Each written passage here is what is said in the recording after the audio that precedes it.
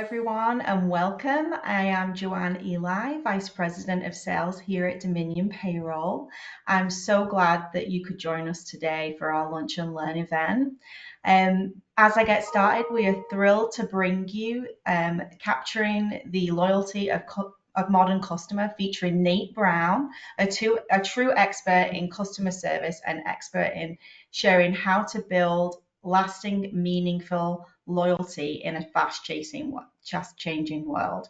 But before we dive into Nate's presentation, we want to take a moment to highlight an incredible local organization that's really making a big impact. Dominion is proud to support Autism Tennessee, an organization very close to our hearts and dedicated to empowering and advocating for individuals and families in the autism community. Here to share more about their mission and about how you can get more involved, please join me in welcoming Jessica Moore from Autism Tennessee. Jessica, the virtual floor is yours. Thank you so much, and thank you, Dominion, for having us here today for this presentation. And thank you for your interest in learning more about Autism Tennessee and the work that we do in the community. So again, I'm Jessica Moore. I'm the Executive Director of Autism Tennessee. I've been with the organization since 2018, not as the Executive Director, but as one of the Helpline Advocates, which is a program we'll talk about here in just a few minutes. But yeah, it's great to be here today. Autism Tennessee was founded in 1996, so we're almost at our 30th year. But we were formed by a group of passionate autism advocates, mostly parents. We're the leading nonprofit that really serves the autism community of Middle Tennessee. We were initially formed as a grassroots effort by parents, like I said, seeking resources and support amongst themselves, and that kind of grew into what we are today.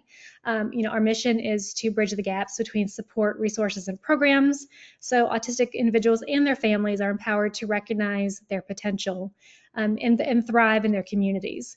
And so we envision a world where eventually we're no longer an organization. We're going to work ourselves out of a job. So we'll see how long it takes us to get there, but we're willing to do the work to get there. So we do that in a couple of different ways. We advocate for policies and programs that support autistic people and their support networks. We do that through a number of ways, both through the Autism Council, through the state government. We do that through participating in like Disability Day on the Hill and in just a number of different ways. We celebrate the community by hosting events. We just had our birthday bash, which I'll talk about too again in a little while. But just hosting events that amplify the community, their achievements, and the strengths of the people on the spectrum. And we provide educational opportunities in a number of ways, both from the autistic lens, so hosting panel discussions or hosting educational events that help empower autistic individuals. So the CDC recently, you may have heard this in the news, just increased the diagnostic rate of children under the age of 8 to 1 in 31. This number does not account for people who are diagnosed later in life.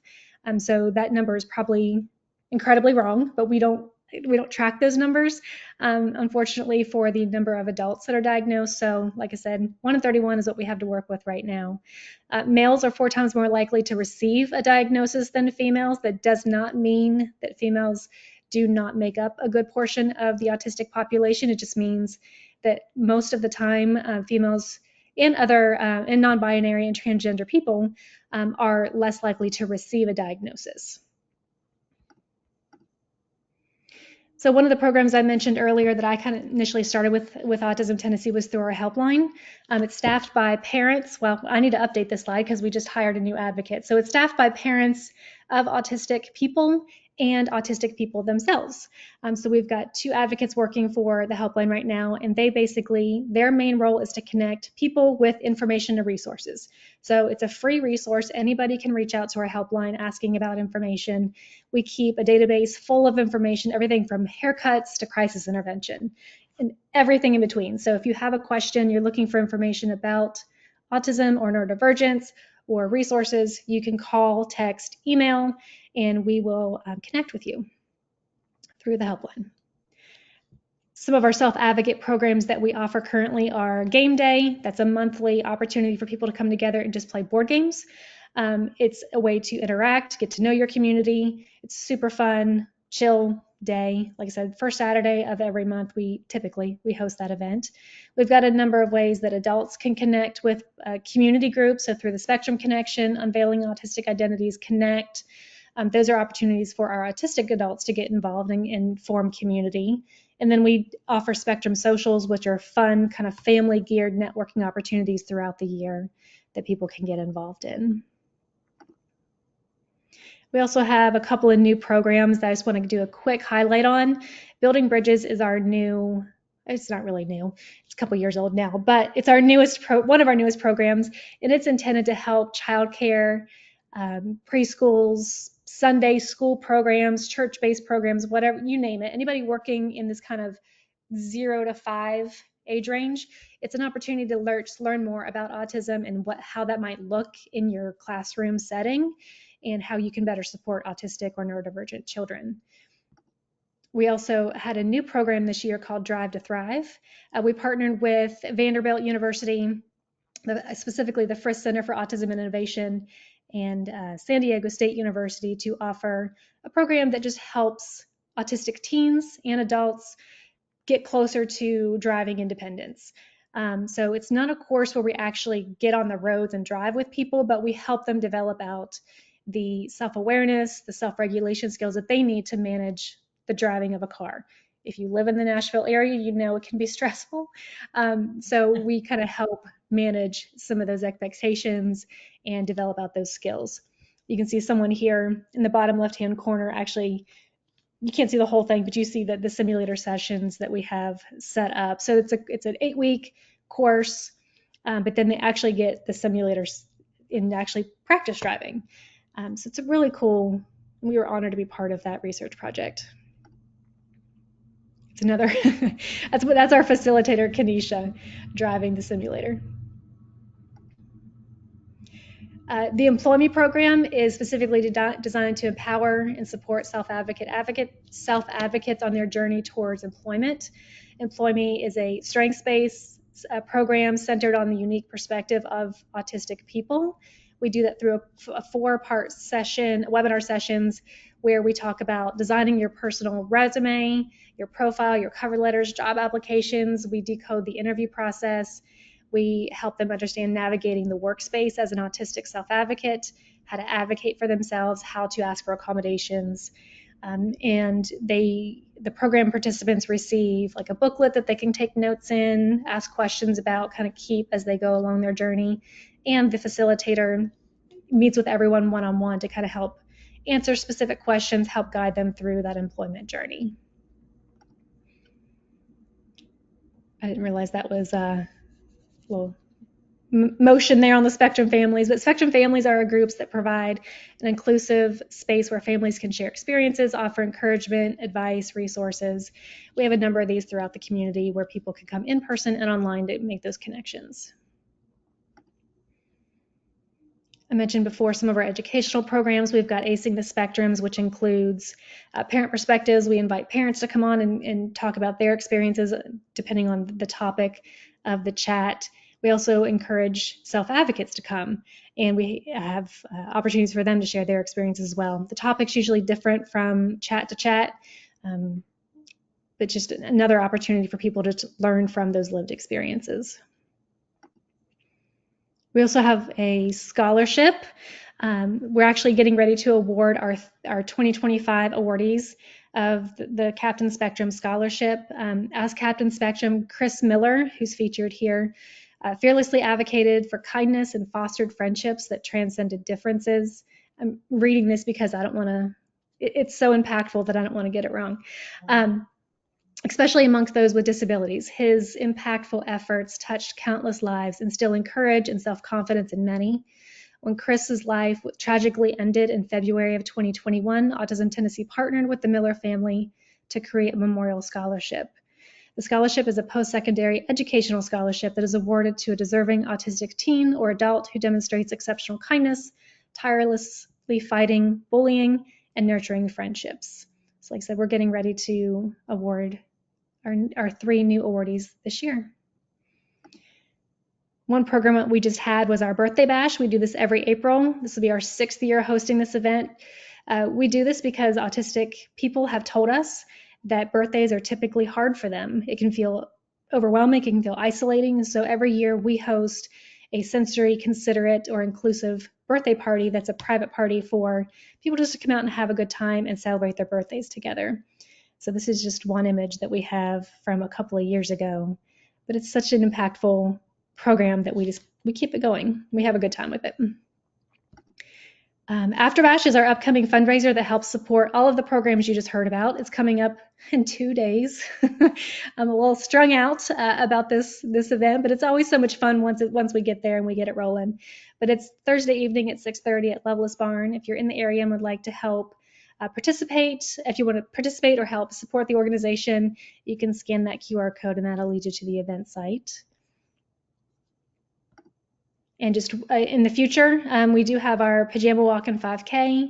If any of you are runners or want to come out in September to help support Autism Tennessee, it'll be September 20th. This is not, we haven't officially announced this yet, but that's the date. You guys get a little preview, but just an opportunity to come out, either set up a table, help talk with people, or just form a team and walk with us and show support for the community.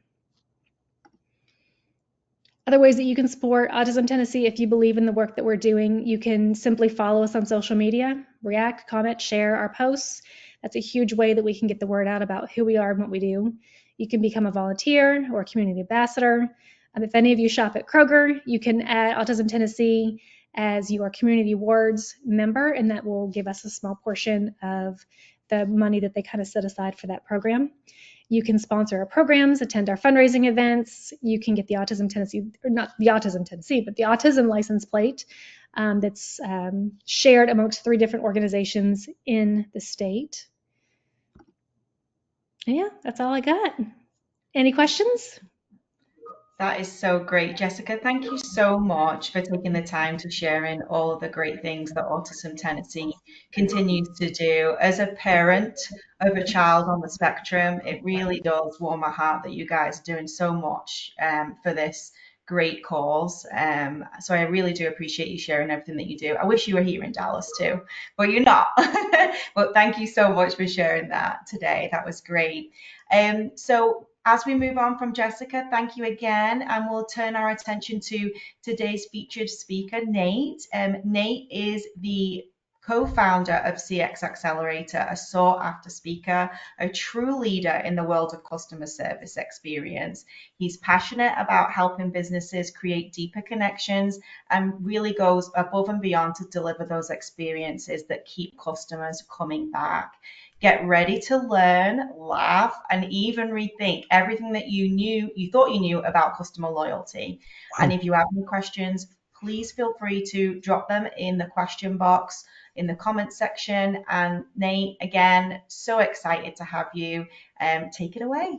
Awesome. Well, thank you so much, John. If you could make me a presenter, that would be awesome. That way I'll go ahead and pop something up. But welcome, everybody. Thank you so much for taking the time.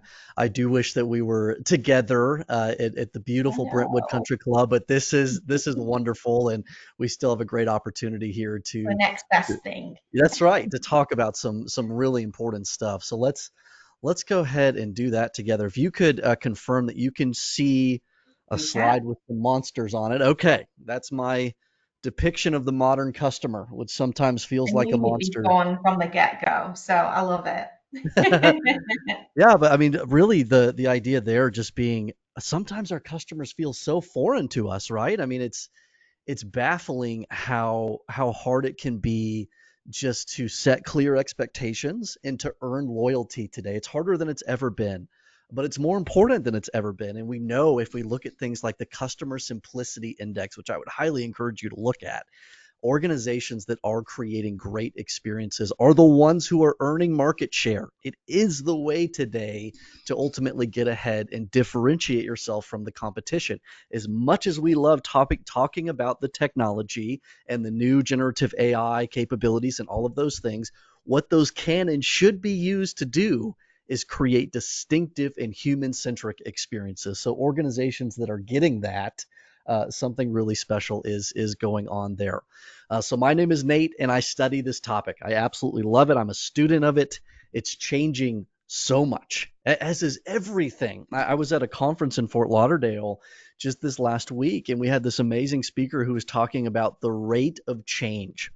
It used to be just 5 or 6 years ago that every year there would be some significant change to the way that we do business. Now we're approaching a monthly cycle of change to where it's so hard to put a pin in it in terms of how we best engage our own people, how we do business B2B, and how we best engage our customers. So having some of these fundamentals in place in terms of how we understand and learn from our customers so that we can evolve quickly is so critical. All right. So I love this concept here. This was a CX shower thought, and it's this idea that the more important that your promise is, like you've made a promise to the world as an organization, the more unique and the more important that promise is, the more important that the experience that you deliver on that promise becomes. And that really, at the end of the day, is what CX is all about. We're making a commitment. Here's what I'm going to do for you, customer, to make you more successful, to make you happier, to make you better, faster, stronger, whatever that promise is, the form that that takes, our ability to consistently deliver on that is our vehicle for earning market share, for having integrity in the marketplace, and having those word of mouth referrals that becomes new customers. So this in a nutshell, and it's not about the word customer experience, right? It's just about making people's lives better and easier. I mean, that's what we as an organization get to do together. And there's three really key things inside of that process, that science of creating great experiences that I want to make sure that we lay that foundation upon. The first being voice of customer. And I love this term from Gene Bliss, the idea of a voice of customer engine. That's what gets this machine going. And it's the science of knowing how customers actually perceive us as a brand, and what their overall experience looks like, the culmination of all these different touch points. As an organization, we love to look at ourselves in our own departments, these little department silos, and think about, well, am I doing a good job? Am I doing the right thing? Am I keeping my promises? The customer doesn't view us that way. They see the entire relationship with the business, and oftentimes we fail to view it from that lens. So our ability to do that is that voice of customer engine. Then we get into, okay, we've identified these great priorities. We know what our customers are feeling about us. We know what would make their lives better. Now, how do we do something about it? And I love to say all the time, a CX leader is a change leader. And like I said, the rate of change is getting faster than ever. Our ability to make changes stick is really going to be the trademark of great leaders today. So what that language of change, that framework of change that we bring to the organization to make things happen, and then anchoring all of that inside of a strong culture of customer centricity and really just people centricity, our ability to serve one another, to co-create, and to extend that excitement around what we're doing together outward to our customers. So these are the things that we get to do together to create consistent and distinctive experiences. But it's getting really hard. And I'll give this example. There's a great meme that was shared, and I run a nonprofit community called CX Accelerator. It's about 5,000 CX professionals that are just trying to figure this stuff out and keep up with our customer evolution. And so somebody shared this. Well, why didn't you take that survey? Because a brand silly enough to be still emailing me a survey will not have any competence to actually act upon the feedback, that idea. And we're seeing like that idea of traditional surveys just isn't working. Like it's not meeting the need anymore. Like we're not able to really ascertain how people think about us through those traditional surveys. So we've had to evolve big time. There's still a time and a place for a survey, but it's going to be over a mobile device. It's going to be this beautiful UI. It's going to be exactly at the time of thought in terms of where we can best engage that customer and get their meaningful feedback. And beyond surveys, just being able to take all of this data and get automated sentiment and capture things like facial expressions in the midst of an experience and be able to truly understand how somebody feels about us as a brand and where the friction is coming from without us ever having to ask the customer for their own impressions, because we were there. We already know exactly what we can learn from that experience, and these amazing customer tools are getting us there to where we can ascertain in these remarkable ways the impressions that customers have. So that's just one example of how much this work is changing in terms of us understanding modern customer psychology and what really matters to them. I was at a show recently, and there was an interesting example to me about how much the ways that customers really are making decisions and what really matters to them, how much that is changing. And here's some examples of some things. Customer service. I love that that's still, I think it's actually becoming more and more important today than ever before, because as so many organizations find shortcuts and automate things too much and go beyond efficiency to an area of over automation and losing their distinctivity, the good customer service becomes more and more amazing and more distinctive. Rewards programs, it's amazing how much these loyalty apps are making a huge difference for a lot of B2C companies, and how much customer psychology is changing to, I want you to know me. Like, I want to be known. I want to be earning loyalty with you. I want that to be recognized. I want my loyalty to mean something, and how much that's coming through. But then environmental impact and how much this is coming out in the B2B world right now. So as mentioned, was at a show a few weeks ago in Austin, Texas, and we had a major technology vendor who was talking about this huge AI system that they were developing. And somebody very quickly asked, have you considered the environmental impact of this AI farm that you're creating? And the speaker kind of blew it off and was like, oh, no, that's not really something we're thinking about. And you could feel the room just go cold and just kind of turn on the speaker, being like, and somebody called out, it's like, you should you should care, because we care. Like, we're your customer. Literally, like, it was in a room of prospects, and this person totally missed the mark around his customer psychology, his prospective customer technology, and what really mattered to these folks to be able to demonstrate, we are an organization who cares about sustainability, that cares about the environment. We're being thoughtful in the way that we're creating these new tools and services. That really, really matters today. Alignment with personal values. Folks, people want to do business with an organization that's making changes happen in the way that they want to see change happen in the world. And they're spending money with those organizations where they're being bold in terms of, here's how we're manifesting change. Here's what we believe would make lives better and easier.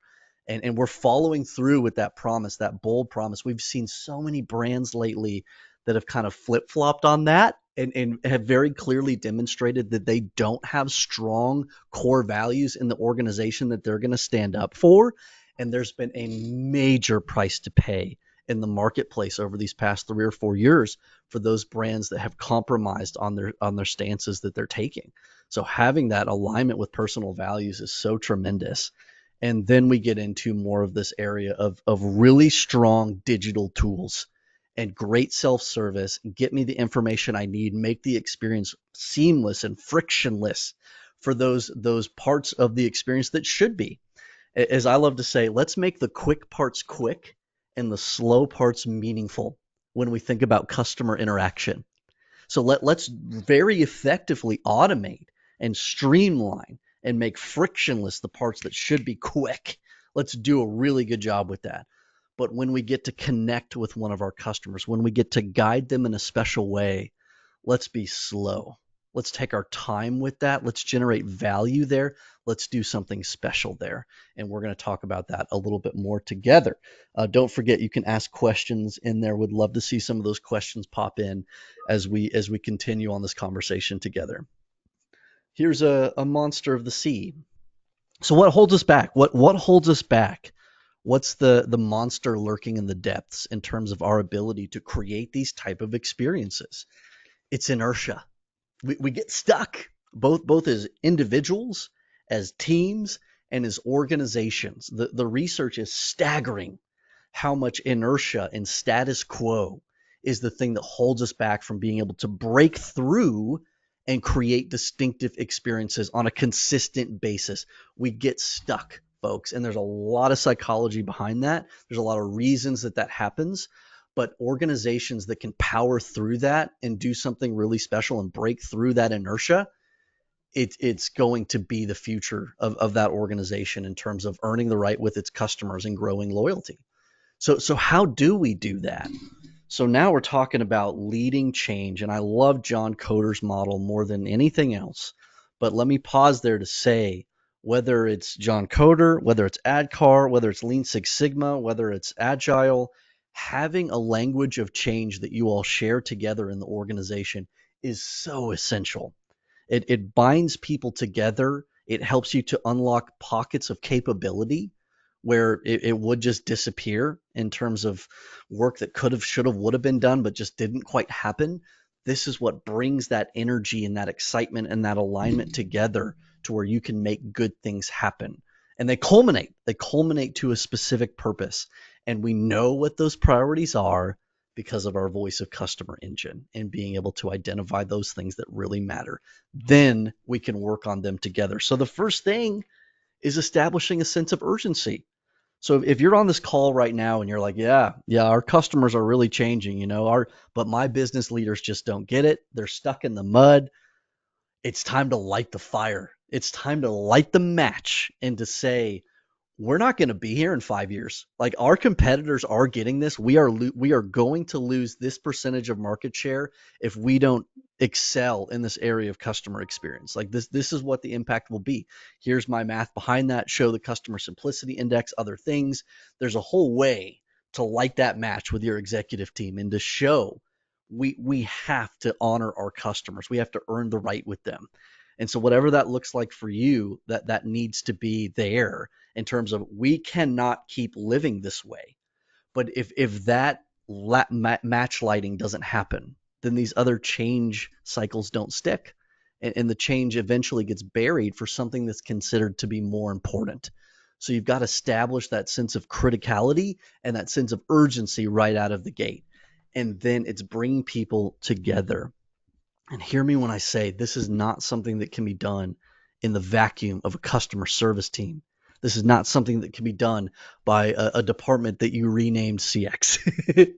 This is something that has to be done enterprise wide. Now, does it require a strong CX leader to help to coordinate, to help to fuel that VOC engine and to keep these things on the rails? Absolutely.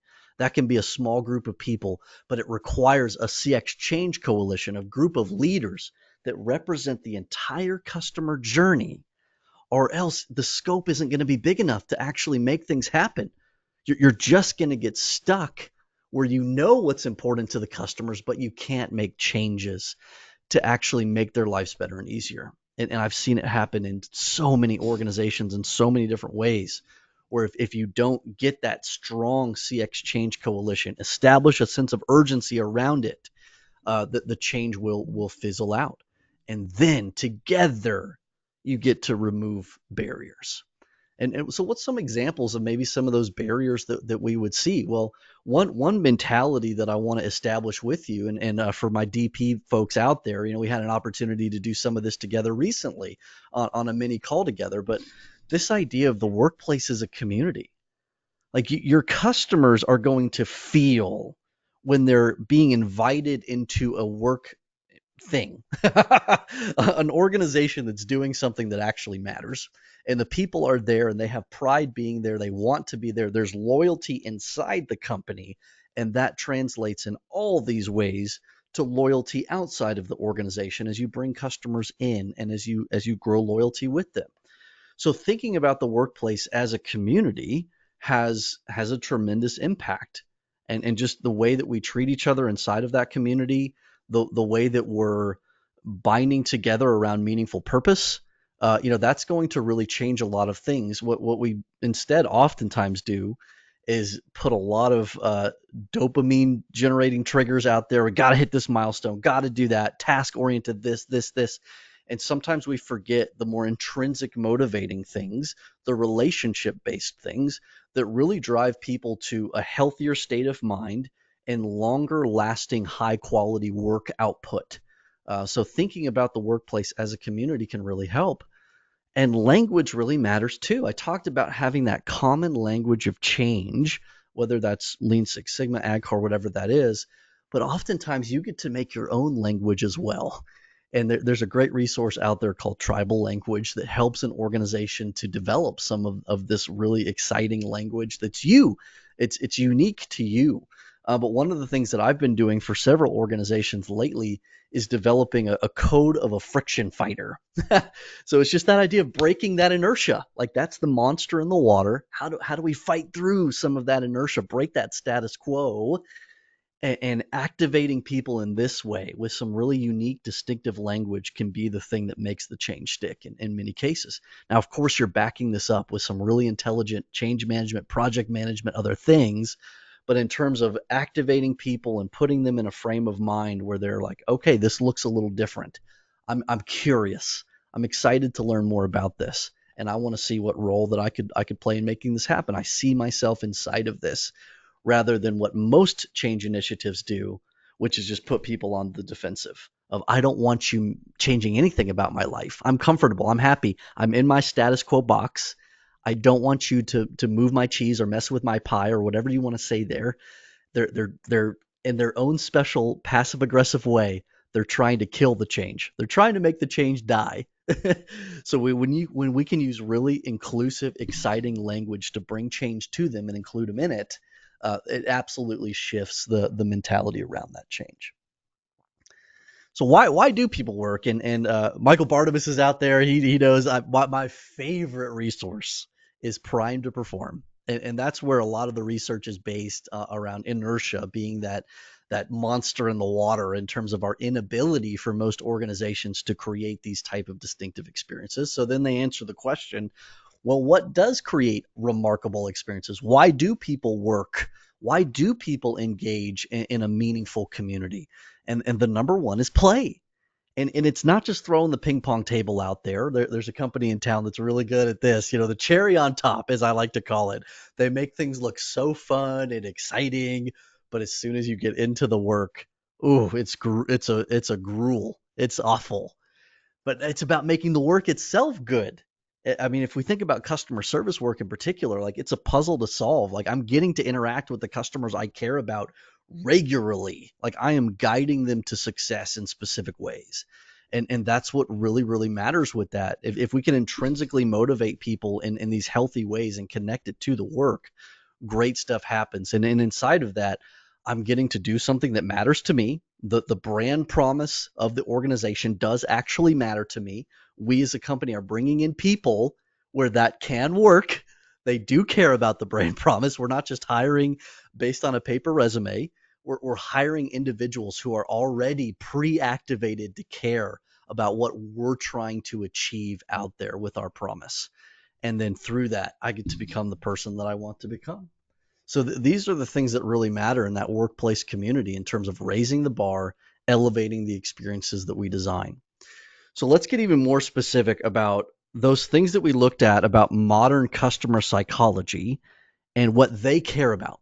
What does the customer care about in terms of the things that we're doing for them and with them in these experiences that we create? So that one of the biggest things that our customers are hungry for is a personal guide. So this idea of guiding the customer to their definition of success, to use some language from Building a Story Brand by Donald Miller, they don't know. They don't know how to get there. If they did, they wouldn't need us. A lot of times they don't know the questions to ask. And that's the problem with your self-service bot feature is they don't know the question to ask. That's the problem with just solving a ticket but not actually asking the question, how can we make you better? How can we make you more successful? What can we do to achieve this objective that we both have together?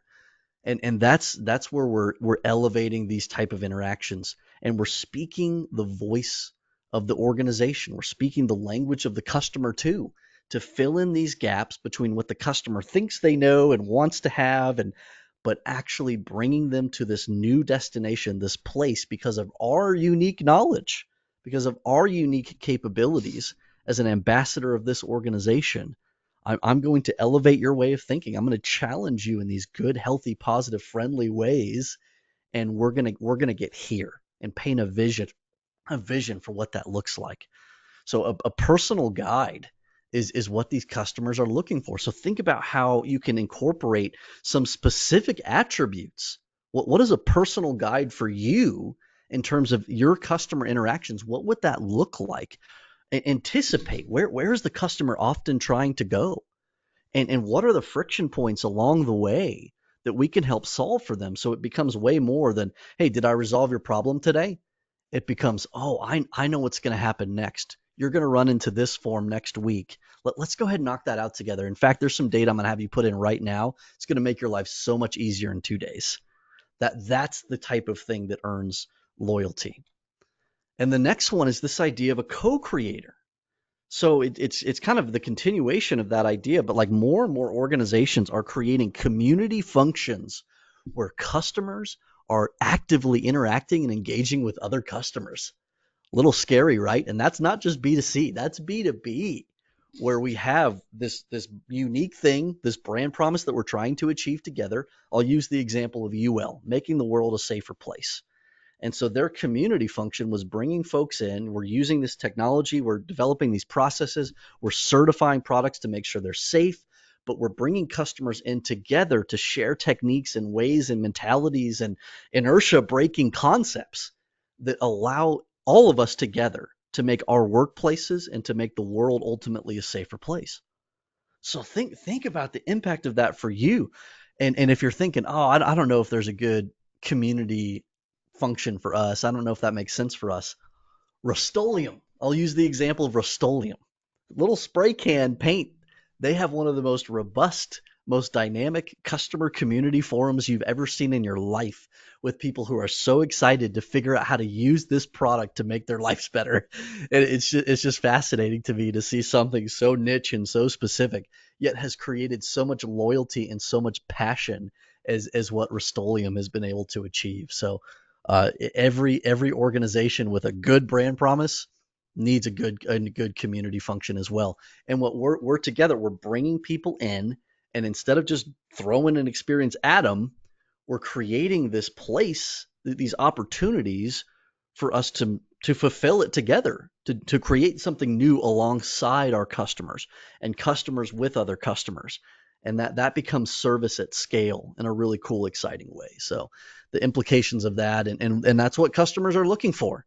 They're looking for these organizations that will give them that sense of identity, that will connect them with other people that are like them, right? Think of Gymshark and Lululemon, as very obvious examples where it's like, oh, this is a huge part of my identity. I'm being brought together with like-minded people. This is a brand I'm going to be extremely loyal to now. So as we think about the continuation of these concepts, and I know I'm throwing a lot at everybody here, but so let's isolate the brand promise. Let's do that. What is the type of experience that we're trying to achieve? We're not just copying the competitor down the road. Like we're trying to create a unique experience. And then what are the mentalities and behaviors that we can foster with our own people that are going to back up that experience? And I love Denise Leon, my favorite CX author of all time. She talks about how the experience that we give to our customers, that's the one that we give to our own people. Like that's all they have to give on, is that gift that they have been given from the leaders of the organization, from the organization itself. So before we can expect any kind of exciting, distinctive, remarkable experience to be given, we've got to be giving that to our people in very specific ways, and fostering these mentalities and behaviors to where peer to peer, they're serving each other well. They're demonstrating these core values. They're serving. They're excited to be helping guide customers down this path, and they're going to hold each other accountable to doing that in the way that the organization is fostering. Then we get to defend it. So let's bring in some accountability. Let's remove some barriers. Let's be bold in terms of how we're going to stand up for those values that we decided represent the experience that we are creating for our unique group of customers. And then we're going to defend that promise together. So I'll give you an example. I love Crate and Barrel. They were on a panel at a local show recently, and they just blew me away with how they're bringing these concepts to life. So the mission of Crate and Barrel is to help people love how they live in moments that matter. So it's this idea of creating these beautiful living spaces that help you to, in the very best way possible, to capture these moments and to love the way that you live inside of these moments. So Crate and Barrel is guiding customers to success in these really unique, proactive ways and co-creating together, not only in that idea of customer community and being very active in these forums and different things, but their customer service team is enabled to go way beyond break fix mentality. You engage with Crate and Barrel as a brand. Let's say you have a broken vase, that you're going to engage with a really clean automated service that's just going to, it'll take you 20 seconds and that vase is already being shipped and on the way. And then it's kicking over to a live agent and they're going to be asking, hey, tell me more about this vase. Do you like what it's sitting on? What is it in your living room right now? Like, tell me about your living room. Do you love it? Do you love living in the space where that vase was? So, check it out. Like, it's that idea. We had a thing that was broken, but instead of just fixing the broken thing, it's like, are we accomplishing this mission of helping people to love the spaces they live in? And that's what their customer service team is doing. And everybody across the organization is helping to support that concept in very, very compelling ways. So like that, I think this is where a lot of this stuff is moving. Like these lines of traditional departments are kind of falling down in like helpful ways, like good ways, so that we're not creating barriers to a really good, distinctive, compelling, consistent customer experience. So Crate and Barrel is one of those organizations that's doing it. So it's generating value here, folks. Anything that we do is we try to foster a change initiative. You're going to have to prove how this is going to grow the bottom line revenue of the business. I'm going to tell you right away, it's not going to happen in one quarter. And a lot of times that is the sticking point with organizations that are trying to go through a CX transformation. They can't squeeze it in the window that fits their own preferences as a quarterly shareholder revenue value representation company. So it's breaking that box a little bit. And over time, being able to think and know, if we grow partnership, if we grow value with our customers, this is how we grow the business over time. It might not happen in Q1, but we will start to see the value in Q4. I think about Nordstrom, another unbelievable retail example. They recently rolled back a significant technology implementation. And I listened to her, I listened to the CX leader talk about the executive decision making around that. They think about their customers generationally. They don't think about this customer today. They think about that customer's children and that customer's grandmother. Like they think about generational customers. So if you do something to compromise the perception of the brand with that, think about all the impact that has throughout the entire customer ecosystem that you've created over decades and decades of time. You would never do that. So they had the courage to roll back this technology implementation, to do it a little better, to do it in line with their core values, and create the unique experience that they're trying to create for their people. They're holding strong to that. Now, does that impact the bottom line revenue this quarter? Yes. Does that secure the future of the business for decades to come? Abso-freaking-lutely. So that's the kind of thing that we need to have the courage to bring up sometimes with our executive teams and earn the right to be here in a few years, not just for another quarter. So how do we make the connection? How do we show that this is real? This is not just some fluffy concept. When we do things like improve the efficiency of service interactions, we earn positive sentiment. We create a really good balanced scorecard around that concept of quick parts quick, slow parts meaningful. And we do things like what Crate and Barrel does, of not just resolving a ticket, but guiding a customer to success. We have to be able to correlate then to the share of wallet that we earn, new purchases made, renewal retention that we earn, customer engagement score, more of a B2B context there, impact on the acquisition engine. We've got to be able to make those connections between these experiences, these mentalities that we're fostering, and how that truly impacts these meaningful business outcomes that are going to result in future revenue. And it's going to look different for every type of organization. The relationship you have with your customers, just the services that you're offering, it's going to look a little different. But I guarantee you that the correlations can be found, and you can really show your executive team, this is how we earn the right to grow the business over time. But it can look like this right now, right? I'm doing a little time check on myself. We're good. Coming to the end of this. So this is oftentimes how employees feel. And I was thinking about this yesterday. I feel like the person that often is holding this shovel, looking at a giant mountain of dirt, is the one who cares the most. The other employees just aren't even looking at the dirt because they don't care. They're not even trying to dig. They're just like, oh, just leave it where it is. But you've got these people that really do care and that want to achieve these amazing things that we're talking about. They want to change the inertia of the organization and break through to where the brand promise is being fulfilled in a new way. So how do we embrace this person and help them? And it's really here the gift we give. So it's autonomy. It's hiring those right people that are pre-activated to care about this thing that we're doing, then giving them trust and freedom and guidance as well that helps them to be able to grow. So we're embracing that person in ways where they get to work it out through that mastery and autonomy, and becoming the person they want to become, to use that prime to perform reference. And we're spending time. I mean, that's oftentimes where this doesn't occur, is that we as leaders get so caught up in survival mode activities and task-based activities that we're not really investing in these special people that are going to break inertia, that are going to innovate for us. It's absolutely making that time a priority. But then it's also not about you as a leader just to those one individuals. Oftentimes as managers, we think about it that way. Oh, I've got to spend more time with Sally.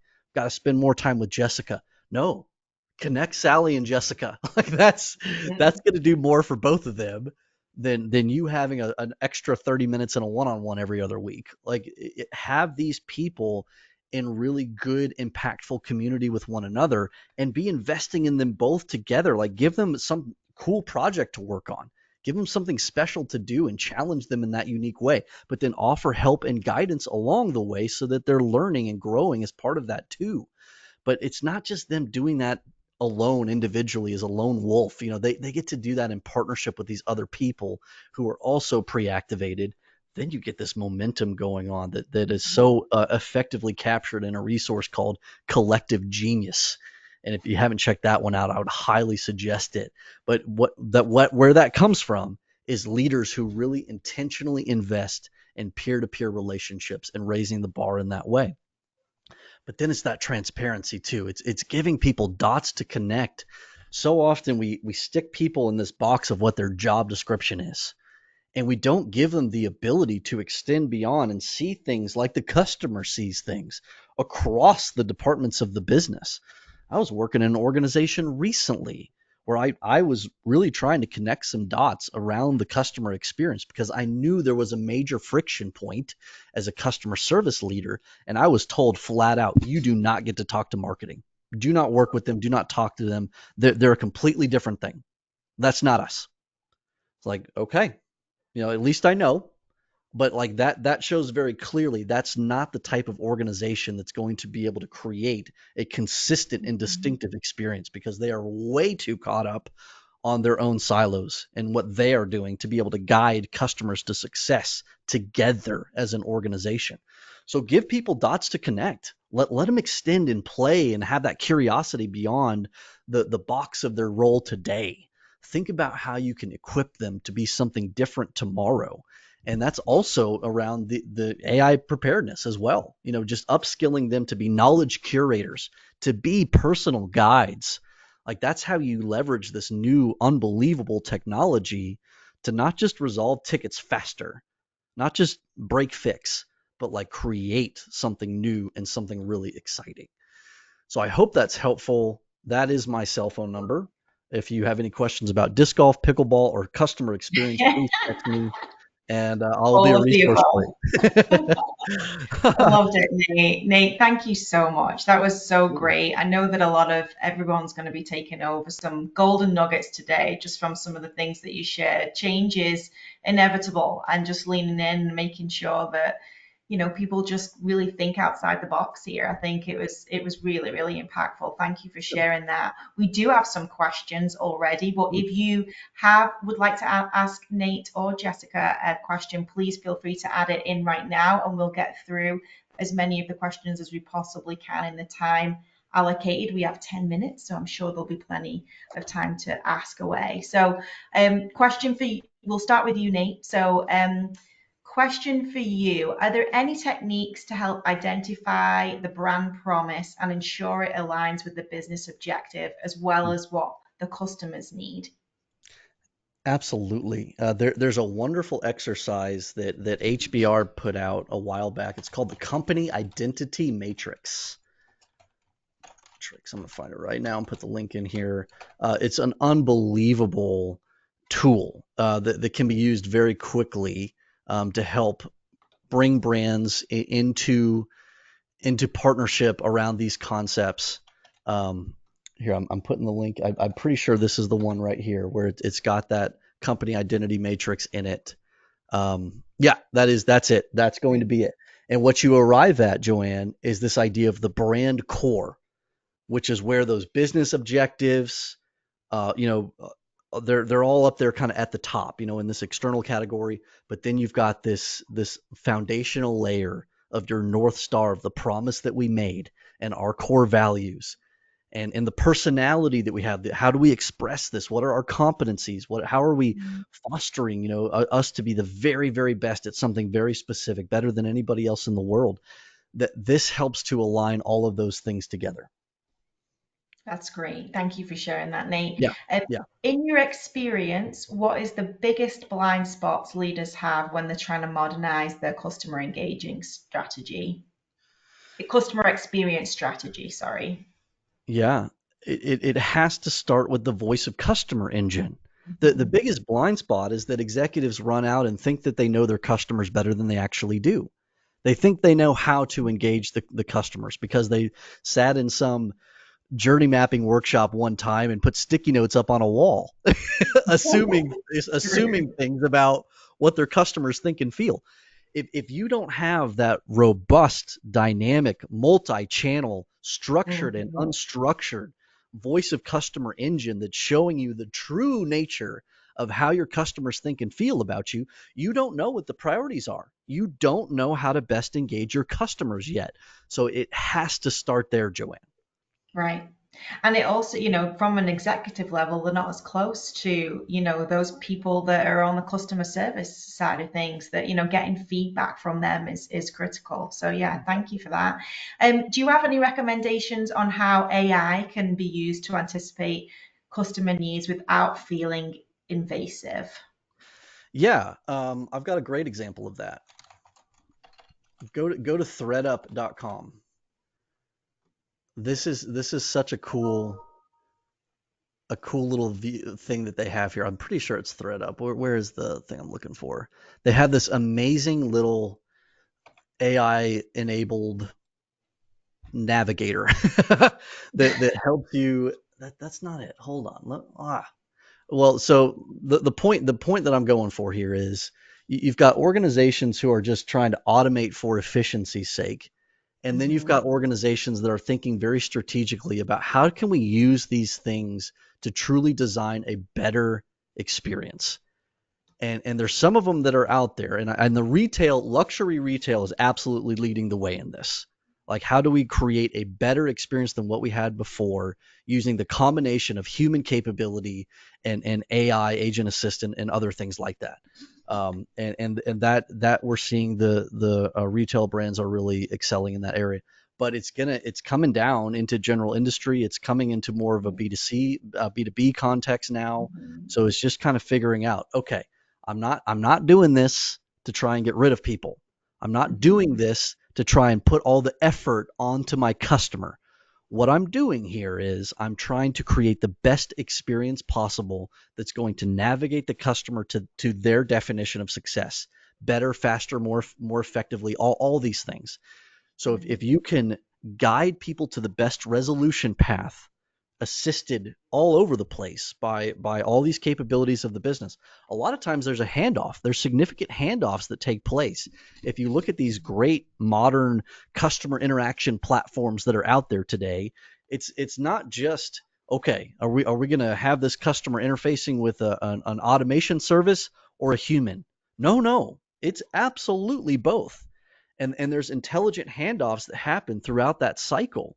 And that's really where these lines are coming down between customer service and sales and implementation. No, it's not about that. It's about what is the outcome that the customer's trying to achieve?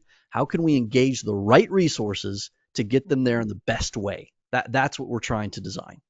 Right. Without taking away that powerful relationship building and human interaction, which is critical for sure. Bingo. Um, you mentioned creating a language of change through a system, but how do we evaluate what type of system we should recommend to lead the change? So when we say system, I think we're talking about like a change methodology, like a framework of change. Right. Yes. Yeah, no, that's a great question. Um, it's about you becoming aware of the different change methodologies that are out there and what the strengths and weaknesses are of all of those. Lean Six Sigma is, of course, very strong in a manufacturing type of environment. Like the automotive industry is addicted to Lean Six Sigma, and it makes sense why. The software, the SaaS world is addicted to agile and waterfall and all, and it makes sense why. Like the value stream concept is brilliant. Let's not just build new features because some executive told us to. Let's build new features when we look at the analyst report, the executive desire, the customer voice, the product manager's recommendations. Like let's assign value to all these different perspectives, and then source that into what ultimately is going to be where we expend effort and energy. So it's thinking about, what are you trying to achieve? What's the right change management language that's going to work for you and your people? Every one that I've ever used, I have simplified. Right. I tell Lean Six Sigma, ADKAR, like it's just, and in some ways it's customizing it to where, like I remember I walked in, I was consulting with an organization last fall, and they gave me a book, and it was like it was EOS. It was EOS and you, Yeah. which I think is a really cool change framework, but like, Yeah. but it became this cult thing of like, Uh-huh. it has to be this, it has to be in the book, and they almost lost their own voice in the change management cycle. It's like, no, we're leveraging intelligent change management principles, we're bringing them in, and we're creating a vehicle for change that makes sense for us and for our customers. And you have the freedom to do that. So Adapt like, it. Yeah. yeah, change frameworks are out there to help you. I mean, I've Mhm. I've pulled in things from many of them, but like I've always found that John Coder, Leading Change, the 8 stage model, it's the easiest for people to understand and to jump into. It's the easiest to get going quickly and effectively. So like that's been my default for a long time, and that's the one that I have to customize the least. Yes, make it easy for yourself. That's great. You mentioned, oh, this is a really great one. Do you have any recommendations for how companies can effectively align employees with that brand's core values to enhance that customer service experience? How do you get buy-in from our people? Yeah, well, it's hard to do now, right? Mhm. Really is. Well, a lot of people, and I used to believe like, oh, well, you got to give your employees a voice in that. No, like that's all wrong. Like you did it way backwards. Like if you're at a point now where you're asking your employees who you should be as a company, like something broke a long time ago, folks. Right, Like you right. you started this organization. Like there's a group of senior executives that have decided upon a culture. Like this is the workplace community that we are creating. Here's why. Here's what we believe in. Here's what we're better than anybody else. Boom. That executive core has to be addicted to that, has to model that, has to be true to that, And then slowly that circle pulses out, and it brings people in to that circle of psychological safety that was created by the senior executive team through consistency and integrity, through belief in that core promise. Only then do you start to pull people into it. But then you get to hire people that are already pre-activated, as we talked about. They're the type of person that makes sense to be there. And if you don't have that key with specific inscription on the front door of your company, like anybody can walk in, then what kind of community is that? What kind of distinctive workplace is that? And then Right. that translates all the way through to your customers. What type of experience are we creating for them? Who is our customer? Who are we going to make loyal if we can't even really decide what employees should work for us? Like it Right. brings some big questions up. Exactly. Exactly. So that's all your questions, Nate. Thank you for answering all of those in the hot seat. We did have Great one questions. great comment that I do want to share with you because I know we're running up on time now. But one of the comments was, "Thank you so much for your engaging presentation. I've never sat in on anything like this before. We're a non-profit here in Richmond, Virginia, and we're meeting the needs of our Hmm. local community through 12 programs all in one Wow. location." So Awesome. huge, great takeaways. Really Huge insight. appreciate you joining. Is Jessica still on the line? I think she may be, maybe not, because we are past time. But Nate, thank you so much. Thank you to everybody for joining today. Really appreciate you all hopping on. Please be on the lookout for an email from us. We'll be sending you the recording, the presentations that everything's been shared today. And please join us again for the next webinar that we host here. Thank you so much again. Thank you, Nate. Great to see Thank you. you. Thank Take you, care. Joanna. Thank you, DP, for doing this for us. You all rock. It was great. Thank you. Bye bye.